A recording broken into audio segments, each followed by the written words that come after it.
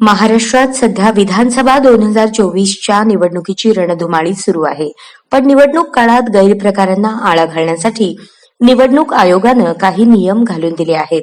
यासाठी ठराविक निवडणूक आचारसंहिता घालून दिली आहे. पण राजकीय नेत्यांना आणि त्यांच्या समर्थकांना मात्र याचं भान नाही. नियम हे मोडण्यासाठीच असतात की काय अशी त्यांची वृत्ती दिसते आहे. कारण गेल्या महिनाभरात राज्यात तब्बल 6,000हून अधिक आचारसंहिता भंगाच्या तक्रारी दाखल झाल्या आहेत. विधानसभा निवडणुकीसंदर्भात 15 ऑक्टोबर ते 14 नोव्हेंबर 2024 या दरम्यान राज्यभरात एकूण 6,382 तक्रारी प्राप्त झाल्या. सिव्हिजिल ॲपवर या तक्रारी आल्या आहेत.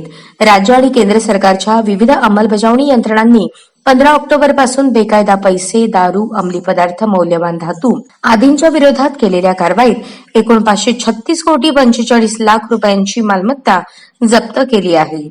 दरम्यान 6,382 तक्रार निवडणूक आयोगाकडे दाखल झाल्या आहेत.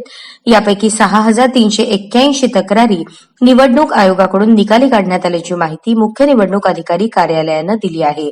निवडणूक प्रचाराच्या शेवटच्या टप्प्यात मतदारांची दिशाभूल करण्यासाठी मोठ्या प्रमाणावर गैरवापर होण्याची शक्यता आहे. त्यामुळे निवडणूक आयोगाचे अधिकारी गैरप्रकार रोखण्यासाठी सज्ज असल्याचंही आयोगानं सांगितलं आहे.